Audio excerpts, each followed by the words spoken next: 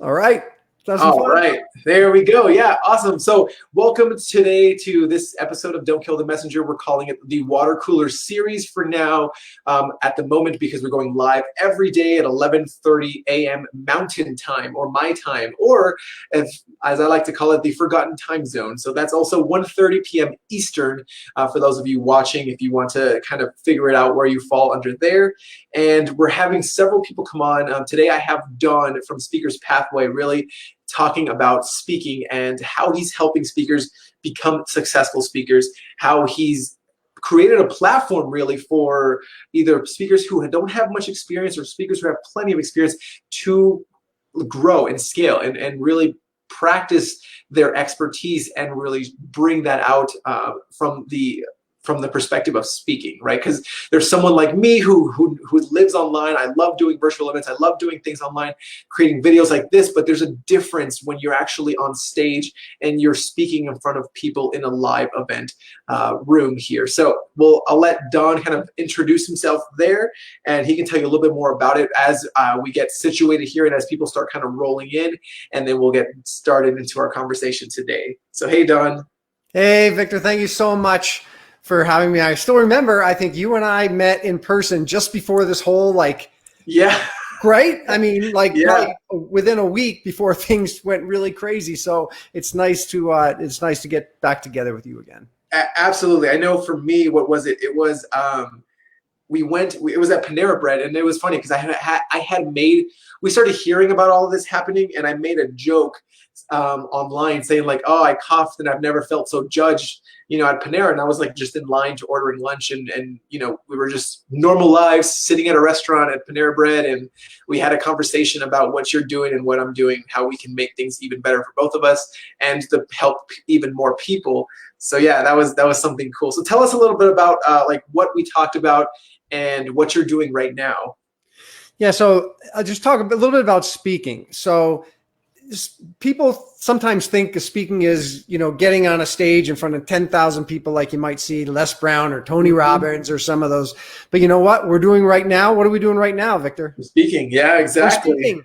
And it's really about having a clear message. And one thing, I've met a lot of speakers, and one thing that the speakers will tell me, I got a great story. I got a great story. And when I was training with Les Brown, he says, nobody cares about your story. Oh, Really. yeah. Nobody cares about your story. What they care is the problem that you can solve for them, or how can you help them. And so one of the biggest things we have to do as speakers is to figure out how our story can be helpful to someone, and then what problem we can solve for whom. I love it because it's so true.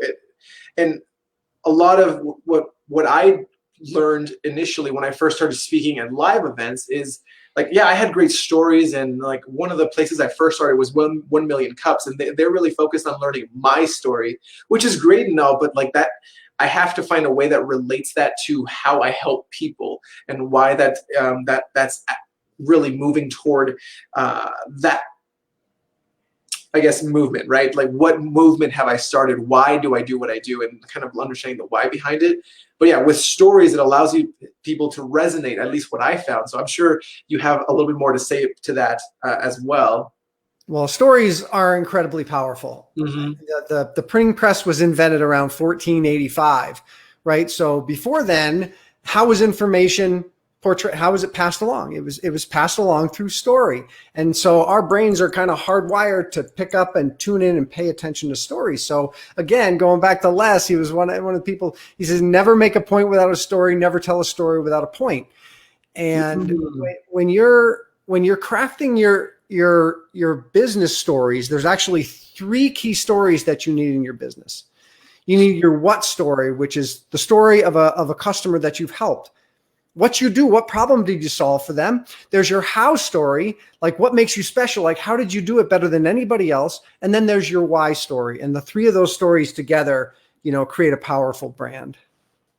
Wow, I love that. So your what story, your how story, and then the last one you said that was your why story. Right? Yeah, I love it. No, that's very interesting because I feel like just from that right there, I can be like, yep, I got everything. That's the gold nugget I needed to make it myself even more successful as a speaker.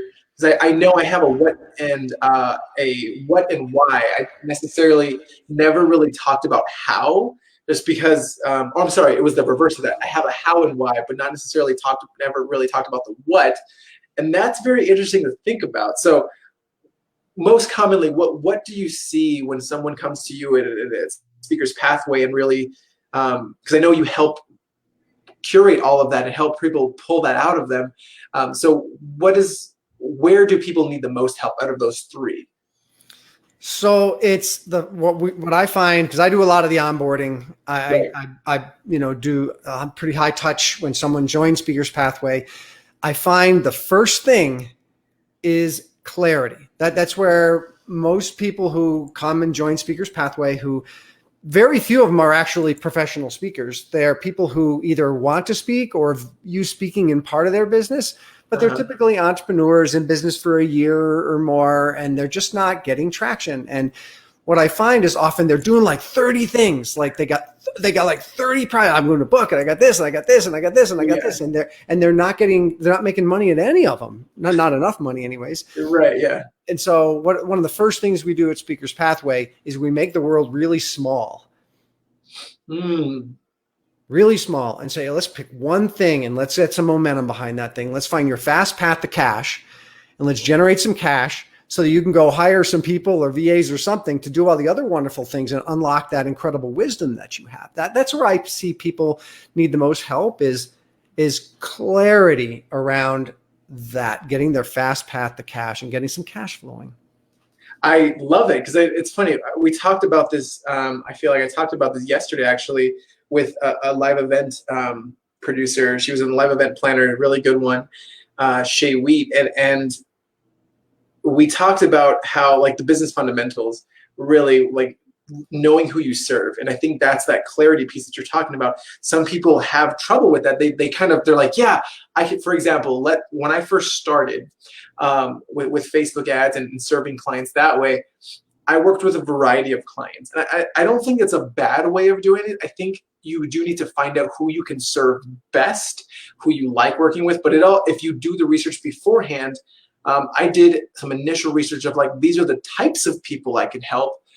Let's see who, and it was kind of that variety of, now it's finding out specifically who I can help the best there. And I think that's what you're getting at when you're saying clarity and helping people really pull that out of themselves. Because what is it? That was the old saying with the wine bottle. You know what I'm talking about? How, like, it's harder to view you can't see the label from the inside or something like that. Right. Yeah. I don't know that quote, but I do like wine. Yeah. Yeah, for sure. Well, here's one thing that I've seen is, and it's never been more important.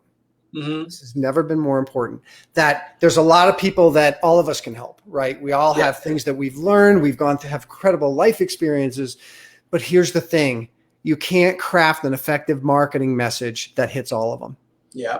So exactly. And if I go to a live event, I run into somebody, I meet someone, and I can flex my message depending upon who they are, right? I could say, oh, do you know, I've got some experience in rock climbing, or I've got some experience as an author. But you know what? When you're online, it don't work that way unless you've got some kind of artificial intelligence that most of us don't have access to. So right. It's never been more important to be very targeted. It's not that you can't help lots of people, but you can't effectively market to anything but, a narrow segment. Mm-hmm. And then I feel like when having that clarity, you also really get to understand what types of events are going to be beneficial to you to be a speaker or to sponsor as a speaker. Because if you're trying to just go and speak in everywhere, then you're I feel you kind of fall into that same category online where you're just saying, like, I could help everyone, and then it kind of becomes muddled. So I love that. What do you say are some of the things that you help people do as far as really defining that clarity, so they know what events to really go after and start building those relationships?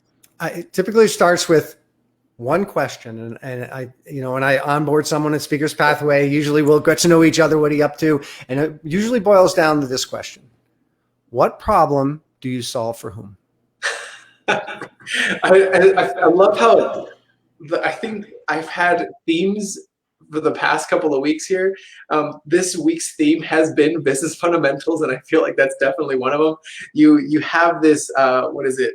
It's true. You have to know what problem it is you solve, and I think to further add to that, like in the words that the people that you help solve it for. Yeah, you have to. It all begins there. What problem do you solve for whom? And some people say, I don't really solve a problem. Okay, well, maybe you create an opportunity for someone. You can make life better, or you can solve a problem. It's typically easier to market something that solves a problem. But if you're a coach that makes people feel better, find more energy, they might not have that problem, but they might want that to feel better.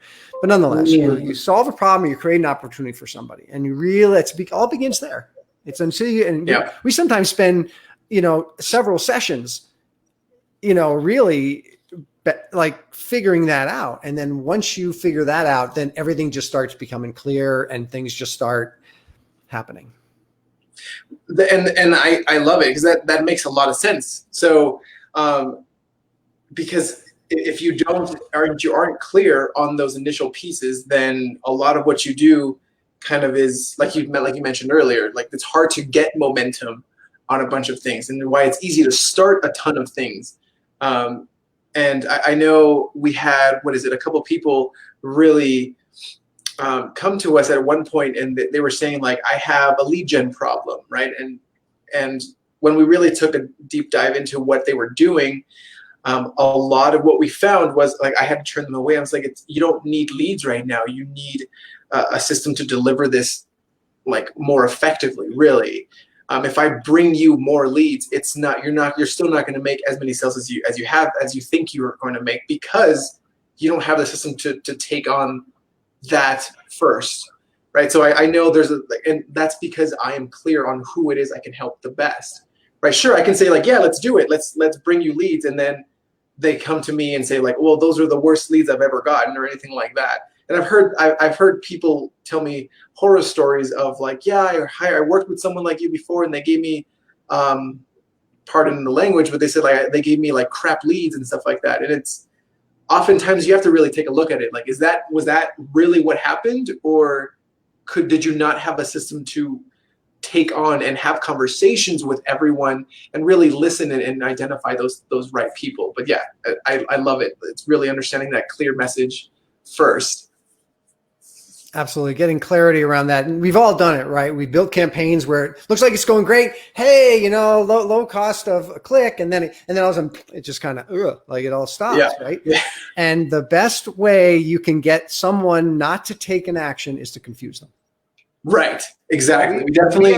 When we're confused, I call it the wall of yogurt effect, right? My wife sends me to the store to get yogurt, and I stand there and there's like a million kinds of yogurt, and I leave with no yogurt because I go in overload. So the best way to have someone not take an action is confuse them. I love that, because I completely resonate with that. I've been there. I've gone to the store and I was like, oh gosh, which one do I choose? And there's like a ton of them. And now you're like, I'm just going to go over there and get something else. And then you just never come back to it. Yeah. I love how you wrapped that story into like a quick story that people can resonate with, right? That really drives the point home. And I feel like once you're clear on what you do and how you help, it allows you to take life that happens every day to you and then just create little stories that really bring a point home to really solidify that purpose, or whatever the moral of that story was. Yeah, and see, it doesn't have to be some big long yarn, right? Yeah, that is a story, right? Yeah, like me going in the grocery store. My wife tells me to do something. It's a little bit funny. And then you picture me standing in front of the wall of yogurt. Now you've got an image in your mind, and that's one of the key things is to create images in people's minds. We're doing the series right now. It's a daily speaking series we call Messages of Inspiration, Hope, and Support. It's a Give Back by Speakers Pathway. We did a call for speakers. We had 120 speakers apply, 3 speakers every single day with messages of inspiration, hope, and support. And in watching the speakers, the speakers who they gave good information, But those that wrap a story around it or create images in our minds are the ones that I remember, and I'm watching all of them. So creating images in people's minds is absolutely key. I love it, because I know. So here's something that I've seen done a lot, and like I explain this all the time, and this is something that or maybe in the last 2 years I started using. I explain, I talk, a lot of what I do is kind of technical. So it is hard to wrap your head around for a lot of people that don't know. And there are people like me that can talk about it, but then it gets a little dry. And I think you've probably been there, so we're like, oh yeah, so we get into the technical parts. Well, you do this with the Facebook ad, and you click this button, and then this is what happens, and this is how you generate a sale from that lead, and blah, blah, blah.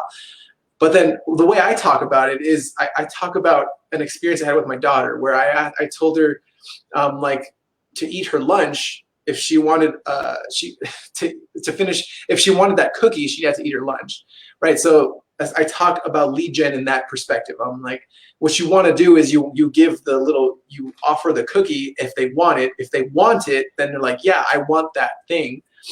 And then the next offer becomes like, do you want milk with that?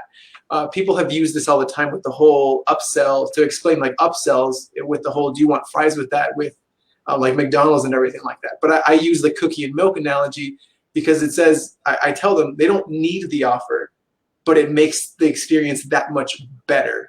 And that's what we want to do. And that's how I explain like our 3-step process to generating leads and converting the immediate sale. But it makes sense because people can like, oh yeah, I've been in that position. Either I've been offered a cookie and milk, or I've offered people cookie and milk, and like it allows you to really drive it home. I love it. Yeah. Who doesn't like cookies? Right. Yeah. Right. Exactly.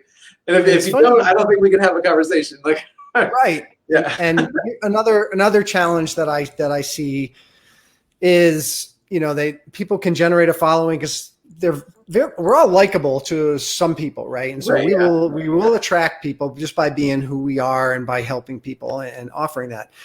But I see that many people don't know how to make an offer. That's compelling. Uh-huh. That's compelling. And and it's an offer all the way from what your cookie is, right? I mean, I'm tired of like a PDF with 7 bullet points on it as being something valuable. It used to work 5 years ago maybe, but now with so much information out there.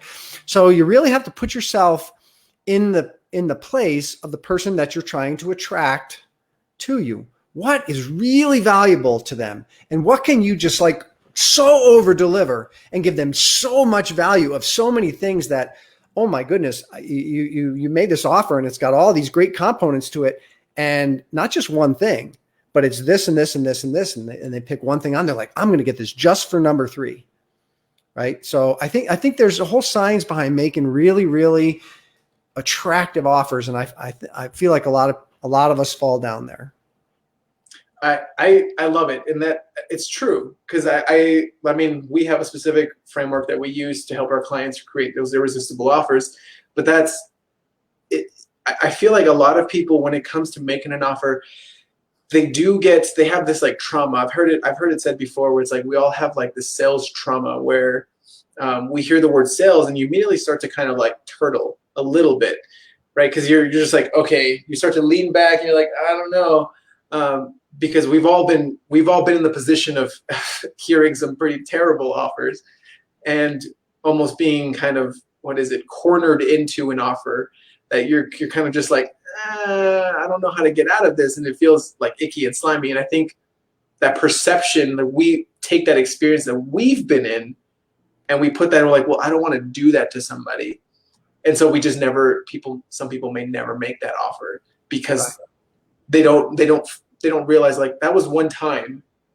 Just don't do what you experienced. Do the opposite. It's like, and this is whenever I put together an offer, I want to be like, I'm gonna show much love to this person. I'm gonna overwhelm them with value that I'm almost gonna be embarrassed to give the offer, because I'm gonna offer so much. I'm gonna love this offer. because I'm just giving so much love in it and I'm giving so much value. And if you don't feel that way, you can't really deliver a good offer. You know, Yeah. you gotta love your offer. You gotta be like, wow, I'm so proud of this. I'm going to help so many people with this. Not like, ooh, I think I can get away with this, right? Or, oh, I think I can, game somebody into doing this. Because, here's the thing is if you game somebody into buying with some special trial thing and then you don't deliver any value, they bounce. They get, they're going to ask for a refund. They're no fools, right? Yeah. So, but you just put together an offer that just shows so much love and so much value that you just love it. Yeah. And I immediately go back to this like cookie and milk again. Like I feel the reason I use it again, I talk about a different perspective. I use that story a lot in a lot of different pieces to explain different things. For example, for the Legion, I really focus on the cookie part. For the offers, I focus on the milk part because it's like, again, you feel good about, I feel great about offering my daughter milk because I know it's going to make that cookie experience that much better. Like I'm not like, ooh, she's going to drink milk. I don't know. Let's say I was hiding like medicine in it or something, that the one like the Robitussin that we're all like, oh, like I'm not offering her that. I'm offering her milk. And then I know she's going to enjoy that cookie that much more. So I don't feel ashamed for making that offer to her. So we like, exactly like you said, we shouldn't feel ashamed for making an offer that's congruent with what they came in for. And, it's almost the other way. Yeah. By not offering how you can help people, you're almost robbing the universe of your gift.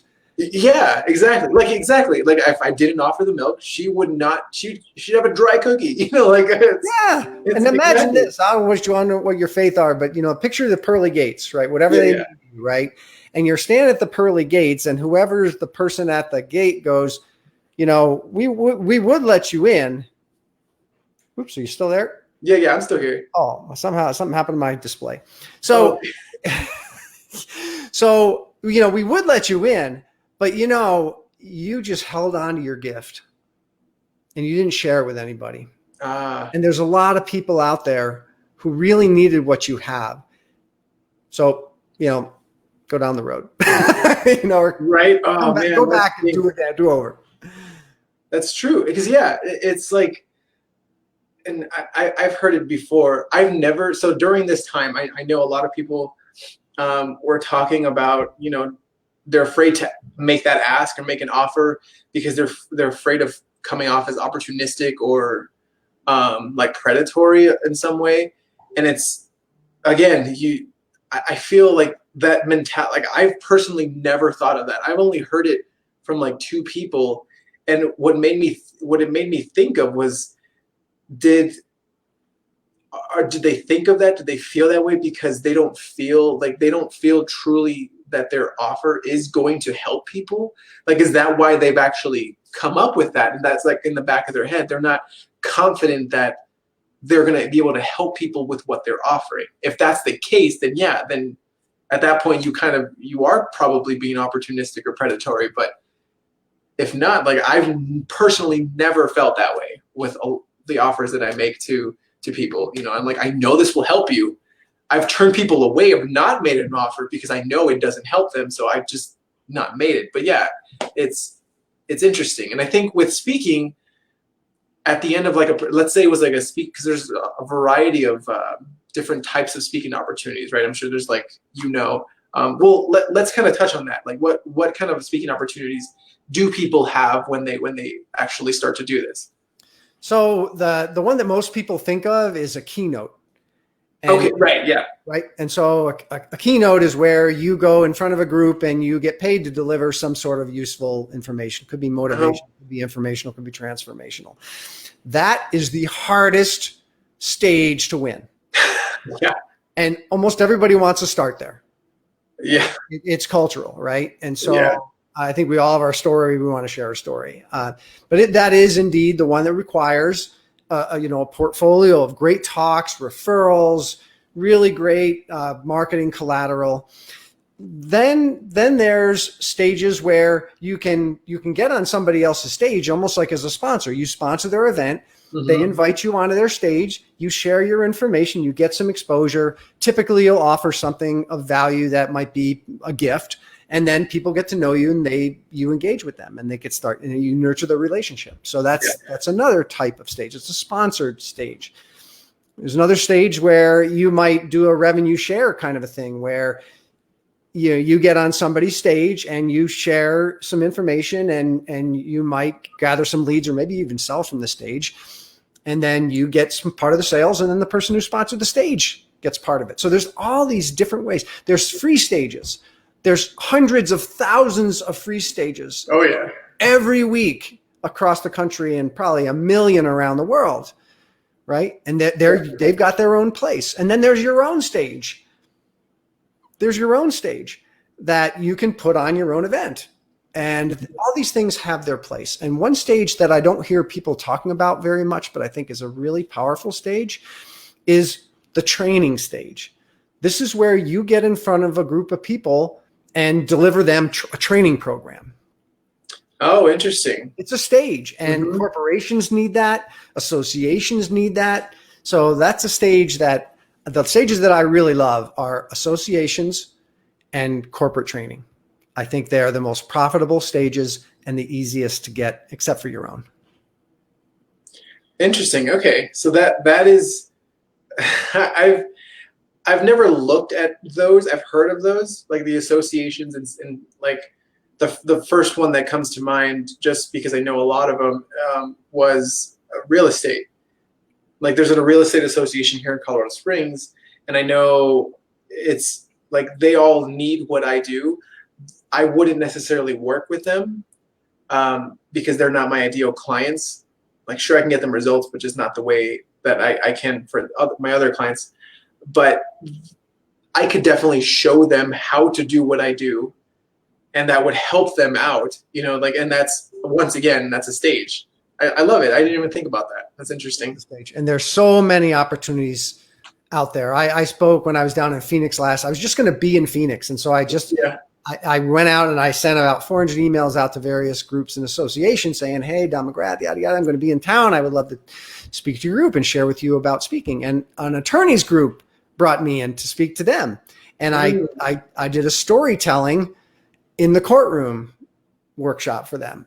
Oh, that's and it was fun, and B, I engaged with them. So yeah, there's all these opportunities. The opportunities are limitless. Now things have changed right now, right? Yeah. I mean, but do you think those associations still meet? Oh yeah, they meet virtually. They meet, yeah, exactly. So I think at this point, there's even more of an opportunity to reach them quicker. Yeah, I knew you were going to get. Especially if you show that you've got savvy in using the tools. Yeah. If you've shown that you have video of you on a virtual stage, and right now there's so much opportunity out there. People are putting on summits, like the wonderful thing that you're doing. One of our members is putting on their own virtual stage. We're doing a virtual stage. So there's so much opportunity, and so much if you just make the world really small and focus and get momentum. Yeah, that makes a lot of sense. And that's, again, there's a variety of ways to become a successful speaker that way. First, reach out to you, of course, in Speaker's Pathway, which reminds me, before I forget, kind of, if you need to know where to reach out to, go to speakerspathway.com so that you can reach out and talk to Don and see how he can help you clarify what your message is, so that you understand those 3 important stories that you mentioned earlier: the what, the how, and the why stories of what you do and how you help. That way you're able to go to these different and actually know which ones to reach out to, because they're not all of them are going to be working for you, right? Like I wouldn't go, for example, to, I don't know, like a health and wellness conference with like people learning about yoga and stuff like that. Like, that doesn't make sense for me to go speak there or sponsor anything like that, right? Because that's not my people. They wouldn't necessarily benefit from what I teach them. So very similar to that, Don will help you. Do you help people find those places too? Yeah, we help them. I mean, we're not a placement. A lot of people say, hey, that's one of the things that, speakers have been speaking for a while. The first thing they ask Jim or I, can you get me on more stages? And, here's something that may have been true 10 years ago, that, the speakers bureaus can find people stages.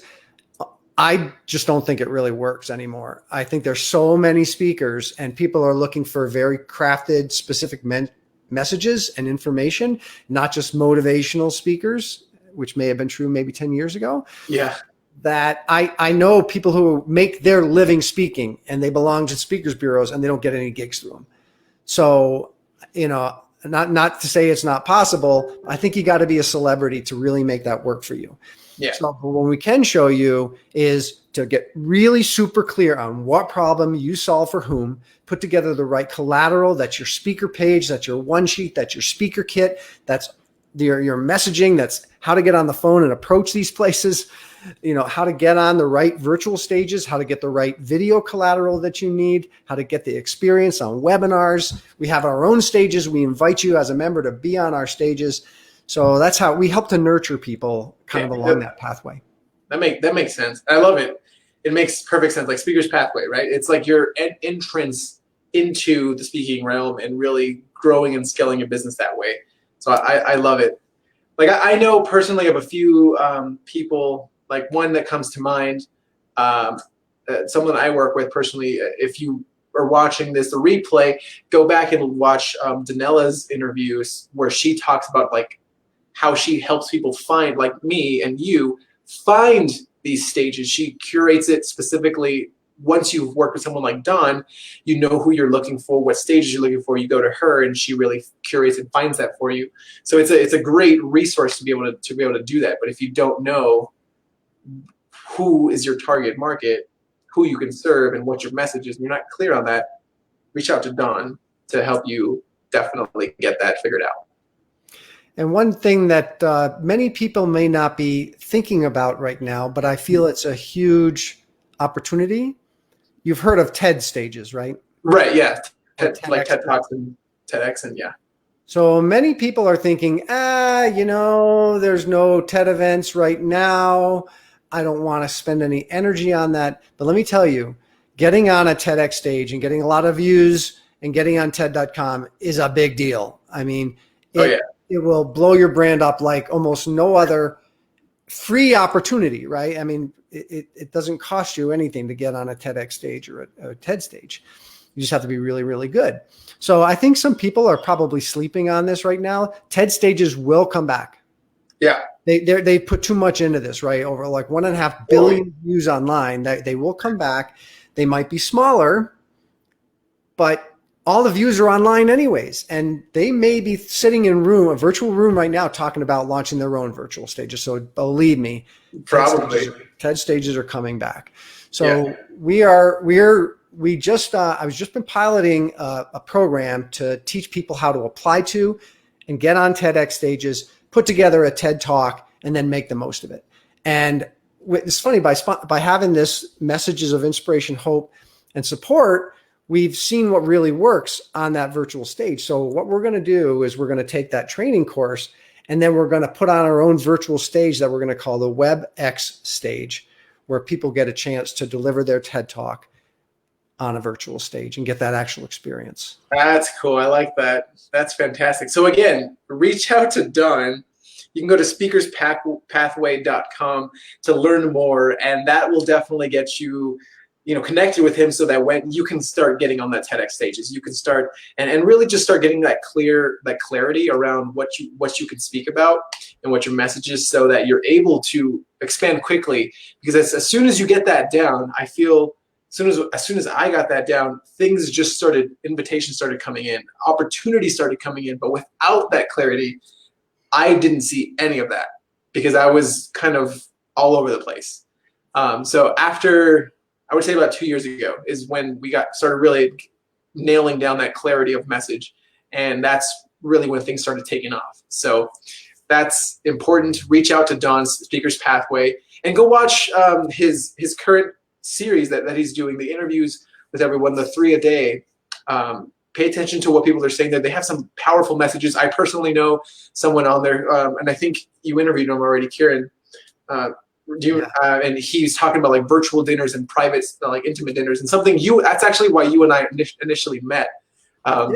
Because of that, because we wanted to start our own in Colorado Springs. Yeah. So Obviously, we can't right now, so we can't do the intimate dinners, but we can do virtual dinners or something like that. And Kieran really talked about something like that. It was fantastic. So reach out to Don here, Speakers Pathway. Get connected so that you can start your pathway to becoming a successful speaker. And yeah, reach out with any questions for him for sure. Thank you so much, Victor. And I appreciate you. You were just talking again about the wall of yogurt. You know, once you got away from the wall of yogurt, like the meals started showing up, right? So yeah, really exactly. Once I stopped, when I moved away from that wall of yogurt, everything became so much more clear. I was like, oh, great.